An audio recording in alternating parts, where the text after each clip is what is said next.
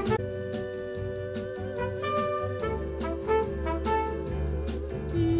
à tous, je vous retrouve aujourd'hui pour vous parler des dernières nouveautés que j'ai acquises il y a peu de temps, on va dire sur le mois de novembre, décembre peut-être, enfin je sais plus, en tout cas il n'y a pas très longtemps, décembre plutôt je crois.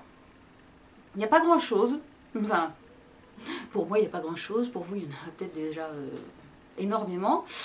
Par quoi va-t-on commencer ? J'ai été quand même assez raisonnable, je trouve.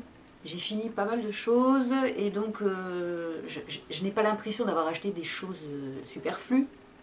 Quoique il y a un truc que je vais vous montrer qui va aller directement à la poubelle parce que celui-là je ne l'ai pas du tout aimé. Je suis allée au Palais d'été, je suis allée chez Truffaut parce que j'avais besoin de choses pour le chien, me semble-t-il. Et forcément je suis allée au rayon épicerie, il y a du thé et tout ça, donc j'ai trouvé quelques petites choses. J'ai trouvé du thé bourgeon et puis j'ai trouvé un thé dans mon supermarché et voilà. C'est un petit peu tous les endroits où j'ai craqué ce dernier mois. Alors on va commencer par qui ? Par Palais d'été quand même. Alors au Palais d'été, je me suis pris un thé aromatisé, c'est tout. Dans le genre, vous le connaissez par cœur, c'est le thé des moines, voilà. Qui est quasiment le thé parfumé préféré, mon thé parfumé préféré chez Palais d'été. Un thé noir et vert avec de la bergamote, du jasmin, un peu de lavande, de la vanille. Voilà, c'est une recette tibétaine élaborée par des moines il y a des années de cela. Voilà, une recette ancestrale élaborée dans un monastère tibétain.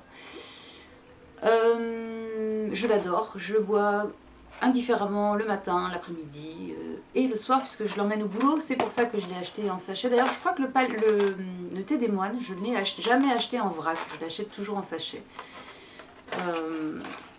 Ça dure très peu de temps. Bon là, j'en ai quasiment pas bu, donc il est... Bon, c'est les petites mousselines qui sont comme ça, enveloppées, suremballées, comme on dit. Donc ça se conserve très longtemps. Et ben voilà, j'en emmène de temps en temps au boulot. J'ai déjà une tonne de thé au boulot. Et puis ça, j'aime bien le boire à la maison, de temps en temps le matin, des fois à 4 heures, quand ça me prend. Quand j'ai une envie de thé des moines, paf, je l'ai sous la main. Ça faisait un moment que je l'avais plus. Et j'aime pas rester sans thé des moines. Donc voilà, le pourquoi du comment. Ensuite, il va y avoir que des thés d'origine, des thés nature. Alors en sachet également, pour le boulot plus particulièrement, j'ai repris, parce que je connaissais déjà, le Yunnan de mai bio. Voilà, qui se présente dans une boîte comme ça. Un thé de Chine noir, donc petit sachet suremballé, voilà. Je suis dingue du Yunnan, si vous ne le savez toujours pas. Et celui-ci a la particularité d'avoir une récolte plutôt précoce et d'être un petit peu plus doux au niveau, vous savez, du côté très foin et très rustique du Yunnan que j'adore. Là, on est sur quelque chose de plus... ouais, d'un petit peu plus... pas vert, hein, mais d'un petit peu plus léger. C'est moins rustique. Alors, qu'est-ce qu'il nous dit ? Qu'est-ce qu'il nous dit ? Le Yunnan de mai bio est une très belle cueillette récoltée dans les jardins Anding en Chine. Riche en bourgeons, ce thé noir ravivera les amateurs de thé noir issu de l'agriculture biologique. Bon, alors, le fait qu'il soit bio, moi perso, c'est pas un problème. Qu'il soit bio ou pas, pas un problème. C'est pas ce que je cherche à la base dans un thé, c'est surtout son goût. Et franchement, celui-ci, si vous ne le connaissez pas, je vous le conseille. Il est franchement très bon. Si vous voulez commencer le Yunnan, essayez peut-être celui-là. Il va être moins marqué qu'un Yunnan impérial, par exemple, qui va être un petit peu plus costaud au niveau des saveurs d'écurie de poney, comme je dis toujours. Celui Yunnan, ça m'a toujours fait penser à ça. C'est la première image que j'ai eue une écurie propre, hein, bien sûr. Voilà, ça m'a fait penser à ça, le Yunnan, dès le départ, dès que j'ai bu du Yunnan. Et celui-ci est un petit peu plus soft. Ça, c'est le boulot qui cherche des remplaçants. Mais bien sûr. Et donc voilà, ça c'est bio, en plus pour ceux qui sont à fond thé bio. Et bien voilà, vous en avez. Un autre thé, alors je l'ai déjà mis dans une boîte, qui est bio lui aussi. Très étonnamment, c'est un Lapsang Souchong. Alors en ce moment, c'est l'hiver. Il fait un froid de canard chez nous parce que le vent s'est levé il y a quelques temps là. Et j'aime beaucoup le matin, quand je rentre du boulot, que j'ai très froid, que je suis très fatiguée. Ou l'après-midi, pareil, quand je suis de repos et que j'ai froid, que j'ai besoin de réconfort.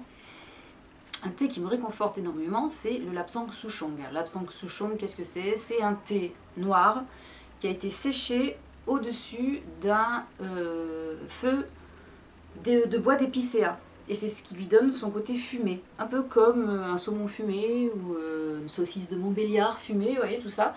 Donc on retrouve ce côté fumé.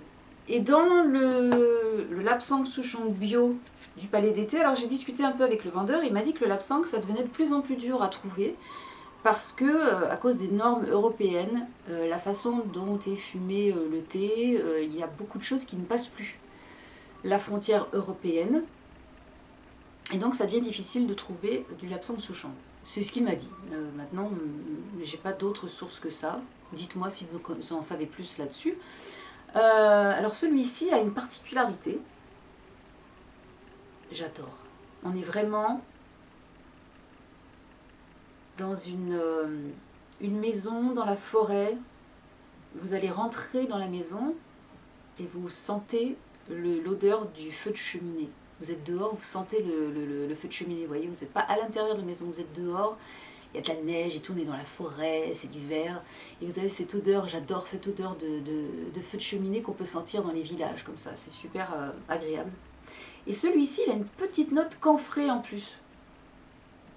Il est génial, je l'ai bu il n'y a pas très longtemps, donc je me fais des théières entières, et comme je n'arrive plus à trouver de Earl Grey Smoky Earl Grey, donc un Earl Grey fumé, et bien avec celui-ci, je vais pouvoir faire mon mélange moi-même. Je mélangerai du Earl Grey avec du Lapsang. C'est un vrai bonheur, donc c'est un thé noir, hein, tout simple, voilà. Et je l'ai mis tout de suite là-dedans. Ne me demandez pas pourquoi, j'avais une boîte vide, donc voilà. Mais c'est bien chez Palais d'été, je vous mettrai les références de tout. Pour que vous tombiez directement dessus sur le site, vous verrez les prix et tout ça. Donc c'est le Lapsang Souchong bio de chez Palais d'été. Voilà. Toujours chez Palais d'été, donc là on va dans les thés d'origine. J'ai 2 grands crus et un thé normal. Je me suis racheté un thé Darjeeling de récolte été, donc un thé Darjeeling vraiment noir. Seconde flush, on appelle ça, deuxième récolte. J'avais fini mon Castleton, que j'ai beaucoup aimé, et je suis retournée sur le Putabong, qui n'est pas forcément mon préféré, mais je voulais un peu sortir du Castleton. Moi je connais surtout en seconde récolte, sans parler de Grand Cru, le Putabong, le Castleton et le Margaret's Hope. C'est les 3 avec lesquels je tourne facilement. J'ai toujours mon sachet de Goom Tea en première récolte. Et je crois qu'il n'y a rien à faire. Le Darjeeling première récolte, il est trop amandé pour moi, trop floral, trop vert. J'ai beaucoup de mal à le boire, donc je l'ai toujours. Les secondes flush, les deuxièmes récoltes passent beaucoup mieux. Seconde flush, ce sont les récoltes d'été. Et ce qui passe aussi très bien quand il y en a de bonnes, ce sont les récoltes d'automne. Mais ça, vous voyez, cette année, j'en ai pas bu. Il y a dû sûrement y en avoir, mais je suis passée à côté. Donc bon, est-ce que c'était une bonne année de récolte d'automne? J'en sais rien, mais en tout cas, j'en ai pas pris. Donc le Putabong, voilà, il ressemble à ça. Voilà. Faites attention quand vous achetez des Darjeeling. Essayez d'acheter des Darjeeling avec le nom du jardin dessus. Donc lui, c'est un FTGFOP. Donc on a vraiment une feuille entière avec des bourgeons. Mais je le trouve, alors, sur tous les thés là, que j'ai acheté d'origine, à part le Lapsang, même mon grand cru, je suis un peu déçue au nez. je le trouve vachement moins parfumé que le Castelton. Le Putabong, de toute façon, vu son prix, c'est pas non plus de la qualité... enfin, c'est pas ça. C'est un jardin qui est très très très répandu. Voilà, là je le sens bien, mais il faut vraiment avoir le nez dedans. On a les notes vraiment typiques, un peu astringentes du Darjeeling, le champagne du thé comme on dit. Bon, à voir. Alors ça, c'est des thés que je me fais plutôt l'après-midi ou le dimanche matin quand j'ai le temps. C'est très léger en tasse. J'aime beaucoup la couleur du thé. Elle est orangée, un bel orangé. Et puis on a des notes boisées, légèrement florales parce qu'on est vraiment sur de la récolte tardive. Donc le thé a été séché plus longtemps, il n'est pas primeur comme sur une récolte de printemps. Et moi c'est ce que je préfère. Alors, je sais que les vrais amateurs de Darjeeling préfèrent la plupart du temps préfèrent les récoltes de printemps, mais pas moi. Parce qu'on est là, on est plus là sur du thé noir. Hein.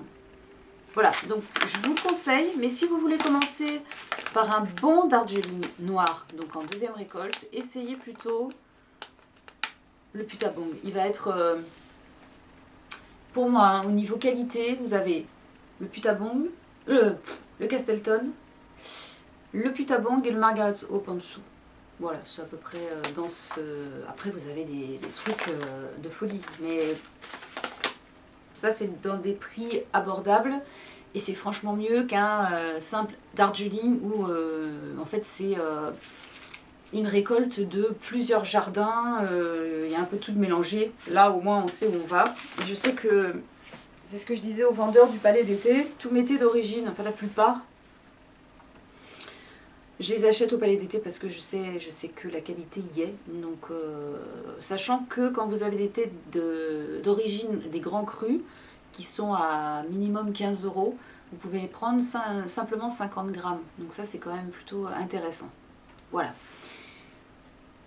Et j'en ai oublié un. Et ouais, j'en ai oublié un. Je reviens. Ah oui, on en parle. C'est que combien de genre.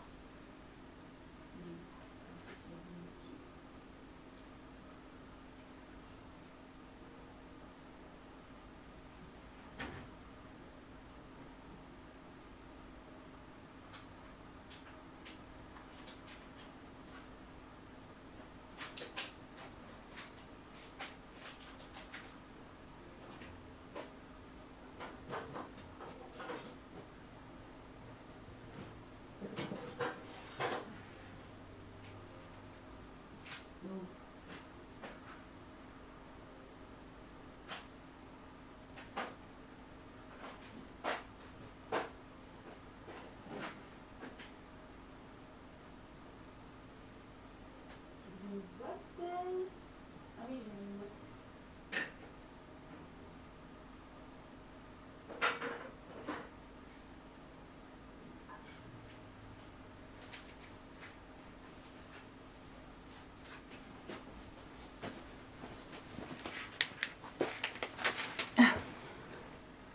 Me revoilà, me revoilà. Alors, donc on a parlé du Putabong Darjeeling, valeur sûre.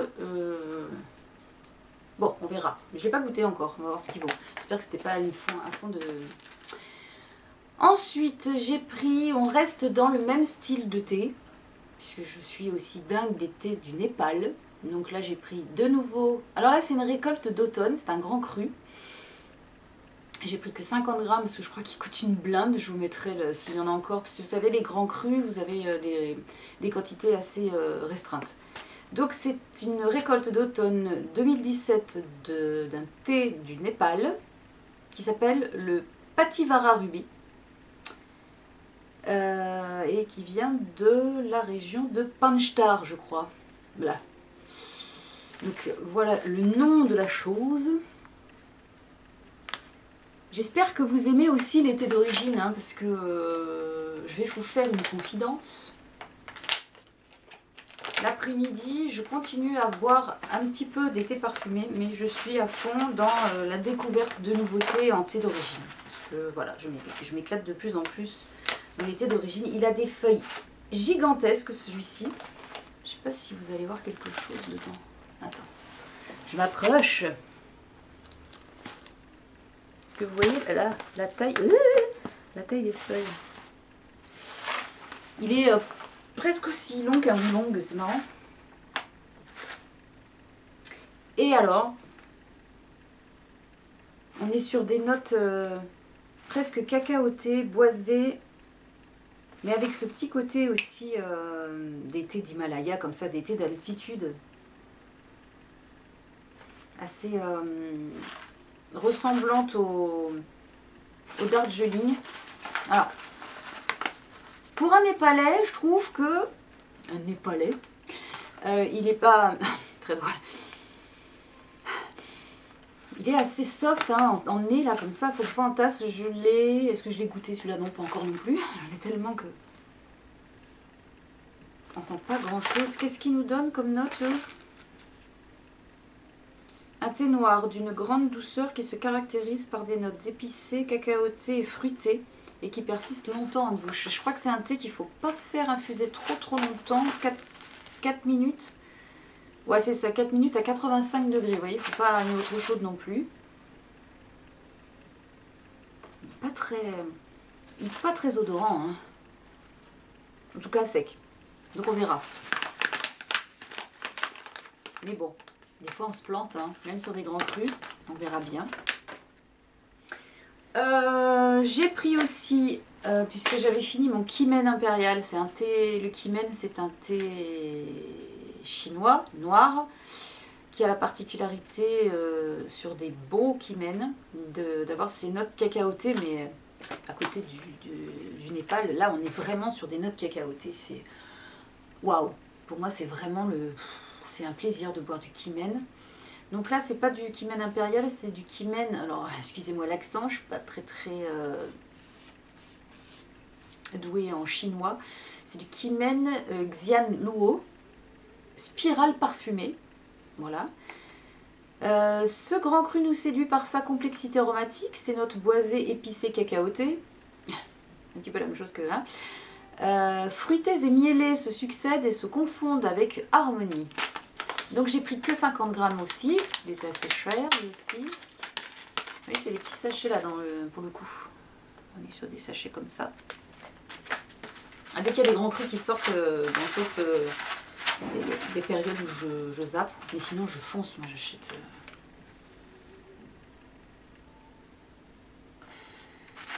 C'est pas des... Putain, les 3 thés que j'ai achetés, c'est bien ce qui me semblait quand je les ai sentis, c'est pas non plus... Waouh.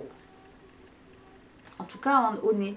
Après peut-être que quand on va les infuser, celui-là je l'ai goûté. Alors il est franchement moins sympa que mon Kimen impérial que j'avais avant. Les feuilles sont beaucoup plus grandes comparé à l'autre. D'où le nom spirale machin là, spirale parfumée. Et je l'ai trouvé sympa, il est plus miellé que cacaoté. Mais il n'est pas très aromatique à sec comme ça. L'autre c'était une merveille, mais il n'avait plus. Mais voilà, ça c'est des beaux thés chinois qui n'a rien à voir avec le Yunnan. Mais alors rien du tout. Je suis désolée, avec le papier comme ça fait des reflets. C'est le nom qui vous intéresse surtout. Mais ça aussi, à goûter si vous aimez le thé noir. Vous voyez que le thé vert est un peu absent de mes choix, puisque c'est pas un thé que j'apprécie plus que ça.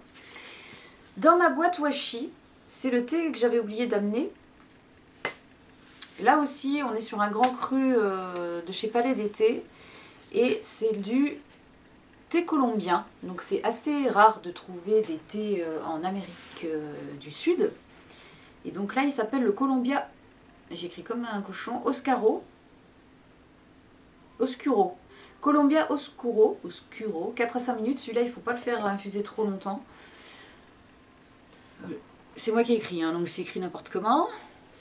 Mais c'est bien dans les mêmes sachets que ça. J'aurais pu prendre 50 grammes en fait. Et je ne l'ai pas su tout de suite. Sinon, je l'aurais fait.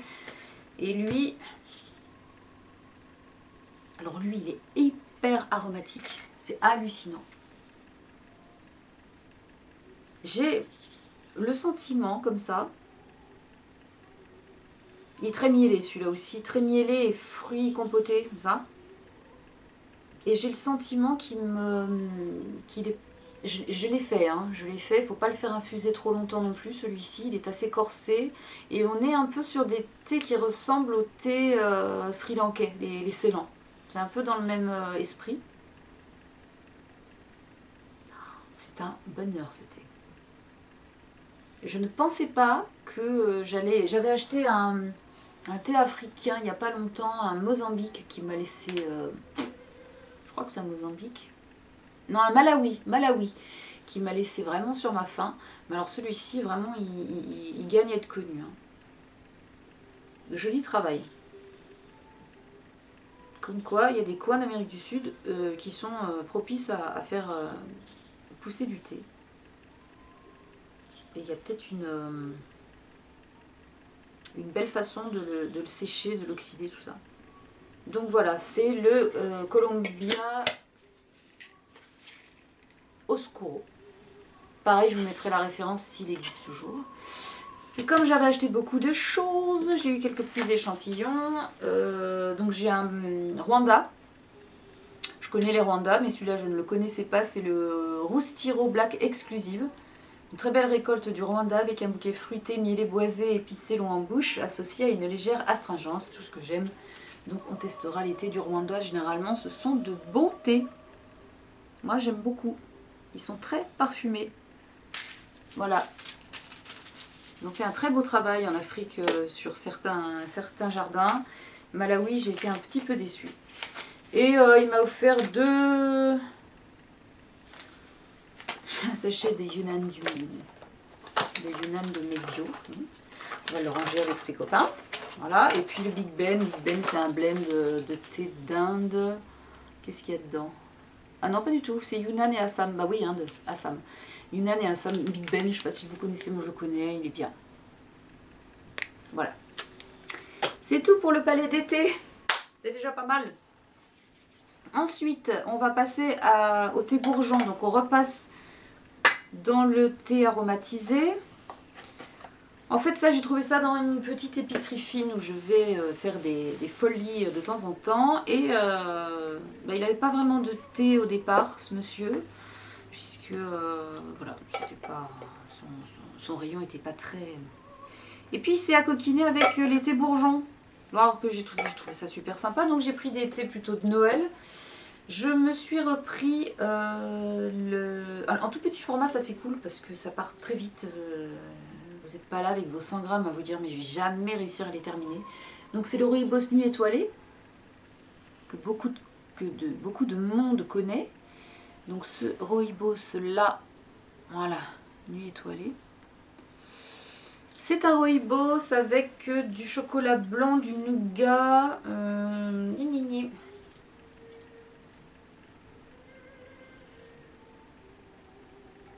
catastrophe, merci presbyte.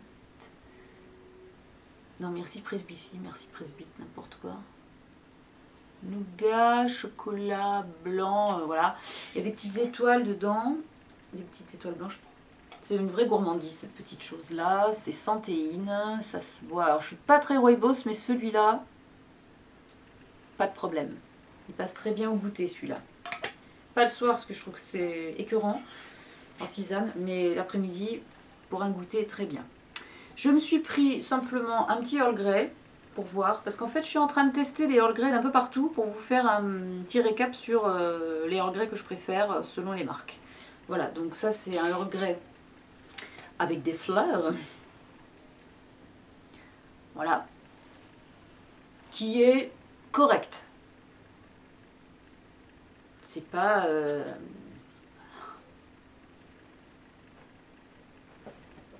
une bergamote pas trop citronnée, assez ronde. Il est pas mal. Bon, il n'y a pas de quoi se taper le cul par terre, mais c'est pas mal. Et enfin, j'ai pris pour moi le thé de Noël par excellence. C'est le chocolat orange confite. Pareil, qui est connu comme le loup blanc. Qui remplace un petit peu le thé C'était le thé des délices du Palais d'été qui a été fait l'année dernière et qui était en édition limitée pour l'été. Pour l'été, pour Noël. Il est pas mal, mais je trouve que le thé des délices était encore plus gourmand. Celui-là est plus soft, il y a bien l'équilibre entre l'orange et le chocolat. Il ressemble à ça. Si vous voyez quelque chose. Voilà. Je préférais le thé des délices quand même, mais il se boit. Là, la preuve, je l'ai quasiment... j'ai bu plus de la moitié du truc. C'est pas mal. Je vais éternuer dans pas longtemps. Ensuite, à mon supermarché, c'est en train d'arriver, mais ça veut pas venir. Alors, c'est pas mon supermarché, en fait, je suis allée vite fait dans un supermarché que je n'ai pas du tout l'habitude de fréquenter, et heureusement pour moi, parce que c'est un lieu de perdition. Déjà, il est immense et je ne supporte pas les grands, super, hyper marchés où il y en a dans tous les sens. Je suis arrivée là-dedans, j'étais fatiguée, je venais pour un truc spécifique, et je passe au rayon d'été, forcément. Parce que je me suis dit, dans un truc immense comme ça, je vais trouver des trucs super. J'ai rien trouvé, je suis allée au rayon épicerie du monde, vous voyez, et je suis allée tout de suite au rayon anglais, et je suis tombée sur cette marque de thé anglais qui s'appelle Taylor's. Et je me suis trouvé du Lapsang Souchong en sachet, donc celui-là je peux l'amener au boulot. Je peux me le faire quand j'ai la flemme dans une tasse directement sans passer par la case théière. Voilà, c'est des grandes mousselines comme ça. Il est très bon. J'en ai presque plus. J'ai presque tout bu. C'est une boîte de je sais pas combien de sachets. 20 normalement, oui. Et je ne me rappelle plus du tout du prix. Ça doit être dans les 6 €, un truc comme ça. La boîte est assez jolie en elle-même, hein. Assez sobre, voilà. Ethnical Tea Partnership en plus. Franchement, c'est un bon Lapsang. Voilà. Taylor's. Ah ben je vous mettrai le lien du site. Il y a un site a priori. Je sais pas si vous connaissez. Je crois que je connaissais de nom, mais j'avais jamais tenté. Alors celui-là, il est...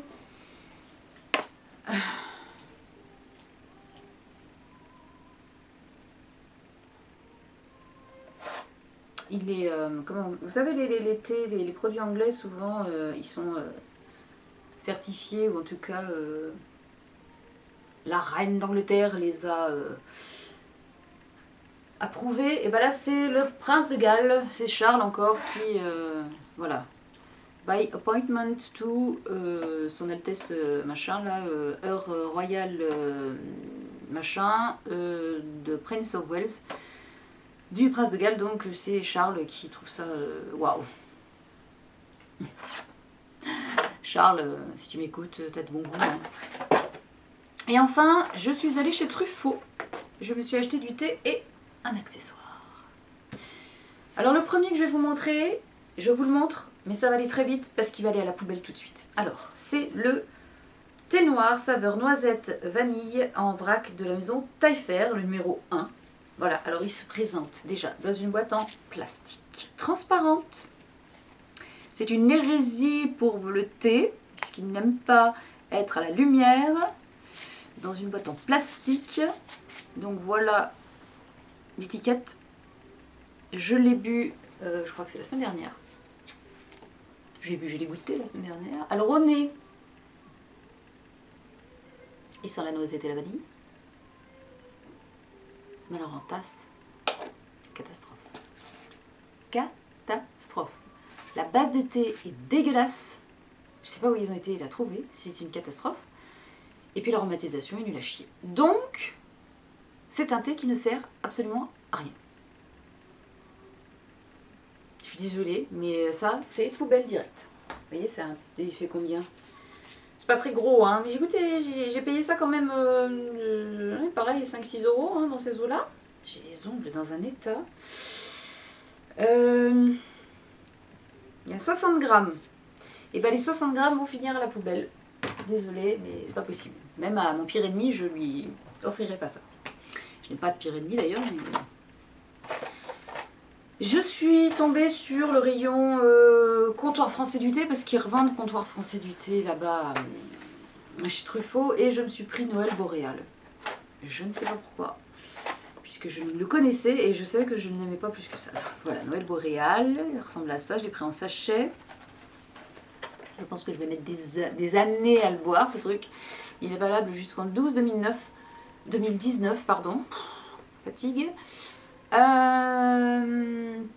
Thé noir aromatisé, alors, flocons de sucre, huile d'arachide, déjà quand vous voyez la composition, vous avez des sueurs, fécule de pommes de terre, non, faut arrêter, c'est du thé, ou morceau de cannelle, arôme, morceau de pomme, morceau de gingembre, peut contenir Alors, j'adore parce que l'intitulé du thé, c'est l'orange amère s'allie à l'impétuosité des épices en une tasse magique où les saveurs sucrées et épicées s'accordent au gâteau traditionnel. Au goût d'orange et d'épices. Alors l'orange, tu la cherches toujours. Les épices, tu as un micmac d'épices particulier. Donc je n'en tirerai rien. Donc c'est des sachets emballés comme ça. Alors, cher comptoir français du thé.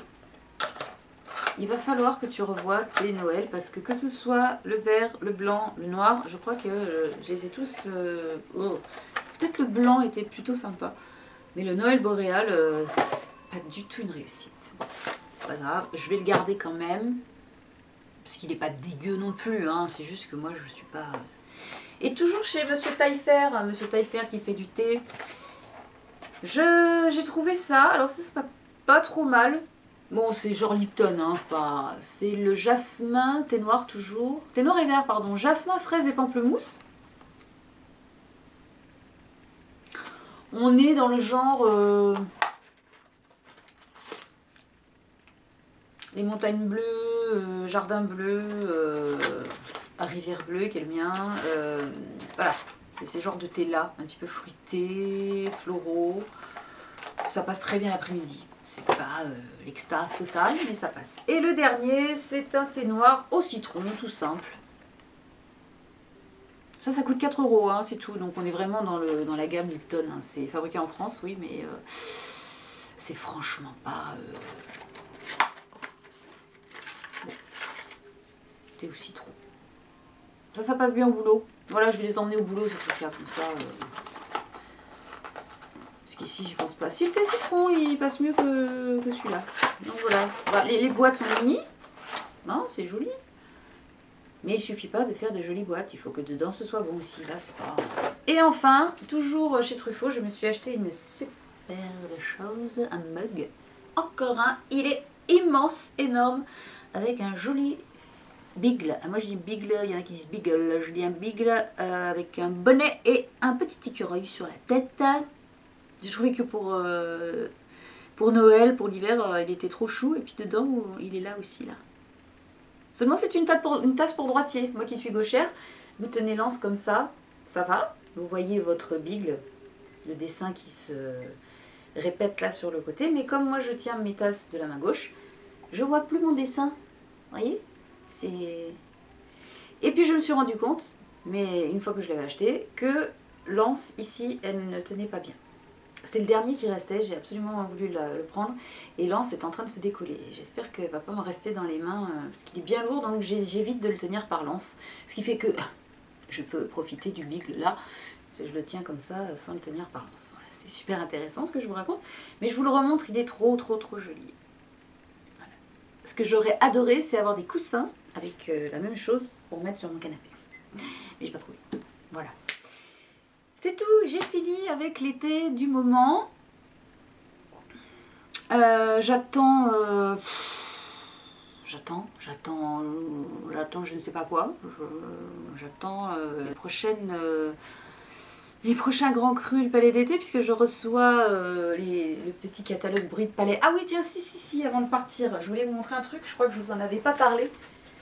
C'est un petit bouquin que j'ai acheté à Deauville, quand je suis allée acheter mes tisanes des 2 marmottes dans une petite épicerie fine.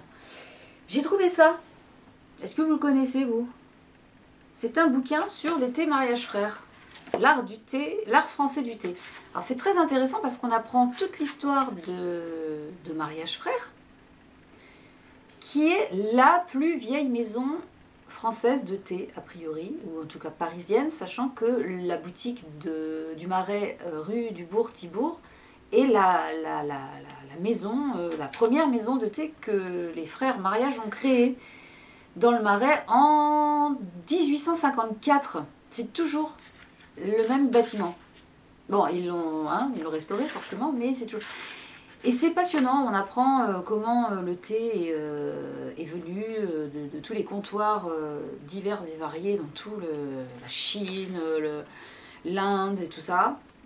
Et puis on vous apprend ce que c'est qu'une récolte d'automne pour les Darjeeling, une récolte de mousson, une récolte d'été.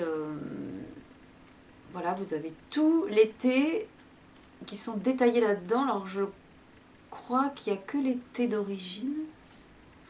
Il est hyper intéressant, il n'est pas très cher, j'ai dû le payer 12 €.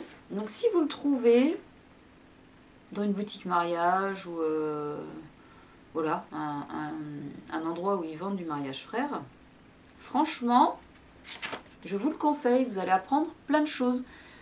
Pas seulement sur les thés mariage, mais sur les thés d'origine en général. Voilà. Tiens, le putabong. Vous voyez, j'ai acheté du putabong au Palais d'été, il part du putabong ici. Le Giel aussi, c'était un très beau jardin. Bon, je commence pas parce que sinon on va jamais s'en sortir. Voilà, là j'ai vraiment fini. Je vous laisse et je vous retrouve dans une prochaine vidéo. Qu'est-ce que j'avais à vous faire comme vidéo? Oui, je voulais vous faire mes favoris de l'hiver.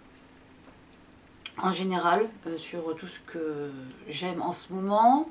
Et peut-être, si ça vous intéresse, vous me le dites dans les commentaires, vous faire un petit récap et un petit update sur mes parfums pour moi, mes parfums de peau que j'ai, parce que j'en ai un petit peu. Et si ça vous intéresse, je peux vous en parler, vous montrer un petit peu ce que j'aime, ce que j'utilise et tout ça. Je crois que j'en avais fait un, mais il y a des années de ça. Et puis voilà, c'est tout, j'ai fini. Je vous fais de très gros bisous. Je vous souhaite... alors je sais pas quand est-ce que je vais la sortir. J'ai qu'une envie, c'est de vous la sortir aujourd'hui, ma vidéo. Il faut que je me retienne. On va voir. Peut-être que vous l'aurez aujourd'hui. En tout cas, je vous réitère mes vœux pour ces fêtes de fin d'année. De bien profiter, de pas trop abuser non plus, de faire attention à vous. Et on se retrouve très certainement en 2018. Voilà, alors passez de très belles fêtes du jour de l'an. Et on se retrouve très bientôt. Je vous fais de très gros bisous. Et puis voilà, allez, ciao. The moment I wake up, before I put on my makeup.